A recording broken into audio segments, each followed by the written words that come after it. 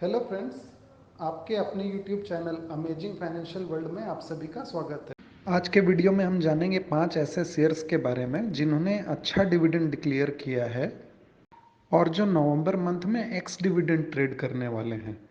X dividend का simple मतलब ये हुआ कि जिस दिन ये एक्स डिविडेंड ट्रेड करने वाले हैं उसके पहले आप अगर इस शेयर को बाई करते हैं तो आप डिविडेंड के लिए एलिजिबल होंगे। अगर आप जिस दिन ये एक्स डिविडेंड ट्रेड करने वाले हैं उस दिन या उसके बाद इन स्टॉक्स को खरीदते हैं तो आप डिविडेंड के लिए एलिजिबल नहीं होंगे। जिस दिन ये शेयर्स एक्स डिविडेंड ट्रेड करते हैं उस दिन को एक्स डेट भी कहा जाता है। तो इन 5 शेयर्स को जानने से पहले हम ये जानते हैं कि डिविडेंड क्या है, डिविडेंड यील्ड क्या होता है, रिकॉर्ड डेट क्या है और एक्स डेट क्या होता है। तो आइए सबसे पहले जानते हैं कि डिविडेंड क्या है। कोई भी कंपनी जब अपने नेट प्रॉफिट या रिजर्व्ड कैश का एक हिस्सा कैश या कैश इक्विवेलेंट के फॉर्म में शेयर होल्डर्स को रिवॉर्ड के रूप में देती है तो इसे डिविडेंड कहा जाता है। दूसरा, हम बात करेंगे डिविडेंड यील्ड क्या होता है। सिंपल टर्म्स में अगर बात करें, अगर मान लीजिए किसी कंपनी के शेयर का प्राइस अभी 100 रुपया है और वो अगर 5 रुपया डिविडेंड देती है, यानी कि 5% वो आपको डिविडेंड दे रही है, तो उसका डिविडेंड यील्ड जो है वो 5% हुआ। डिविडेंड यील्ड निकालने का सिंपल फार्मूला है एनुअल डिविडेंड जो कंपनी डिक्लेयर करती है बाय स्टॉक प्राइस इनटू 100। तीसरा है रिकॉर्ड डेट।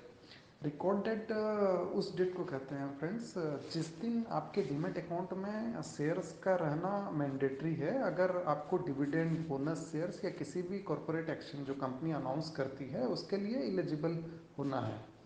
चौथा है एक्स डेट। एक्स डेट उस डेट को कहते हैं फ्रेंड्स जिससे पहले अगर हम शेयर्स बाई करते हैं तो हम बोनस हो, डिविडेंड हो, इन सब के लिए एलिजिबल होंगे। अगर हम एक्स डेट या उसके बाद शेयर्स को खरीदते हैं तो हम बोनस या डिविडेंड के लिए एलिजिबल नहीं होंगे। अब हम बात करते हैं 5 उन शेयर्स के बारे में जिन्होंने अच्छा खासा डिविडेंड डिक्लेयर किया है और जो अगले 10 दिन में एक्स डिविडेंड ट्रेड करने वाले हैं। जैसा कि आप टेबल में देख रहे हैं, पहला स्टॉक जो है वो कोल इंडिया है जिसने 150% डिविडेंड डिक्लेयर किया है, यानी कि 15 रुपया जो है डिविडेंड का अमाउंट आ रहा है।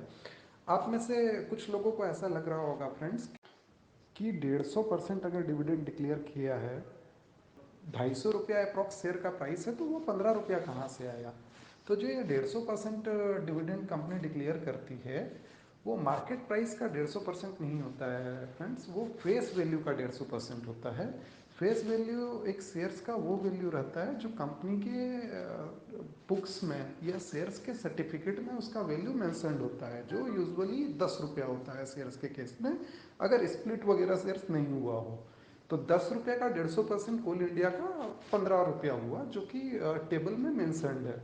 तो 250 रुपये के शेयर में अगर कंपनी 15 रुपया डिविडेंड दे रही है फ्रेंड्स, तो ये बहुत बड़ा डिविडेंड है। अप्रॉक्स 5 या 5.5% का डिविडेंड यील्ड आता है, और वो भी इस क्वार्टर में कंपनी ने डिक्लेयर किया है। साल में तो हो सकता है कंपनी 10%, 12% या 14% भी डिक्लेयर करती हो।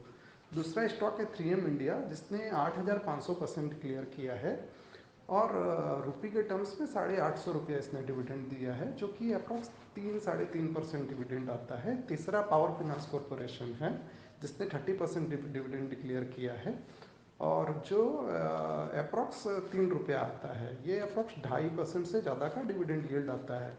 चौथा स्टॉक है power grid corporation of India limited जिसने 50% डिविडेंड डिक्लेयर किया है। रुपये के टर्म्स में ये 5 रुपया इसने डिविडेंड डिक्लेयर किया है, जो कि अप्रॉक्स 2.25% के करीब डिविडेंड यील्ड आता है।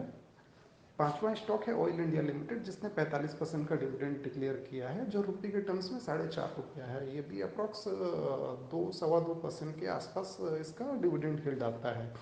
इसमें से कोल इंडिया का जो एक्स डेट है 15 नवंबर है, 3M इंडिया का जो है 21 नवंबर है, पावर फाइनेंस कॉरपोरेशन का 24 नवंबर, power grid corporation of India limited का 14 नवंबर और ऑयल इंडिया का जो है 21 नवंबर। यानी कि इन पांचों डेट को से पहले आप अगर इन पांचों स्टॉक्स को खरीदते हैं जो रेस्पेक्टिव डेट से उससे पहले, तो आप इस डिविडेंड के लिए एलिजिबल होंगे। अगर आपको वीडियो पसंद आया हो तो लाइक, कमेंट और सब्सक्राइब करना ना भूलें।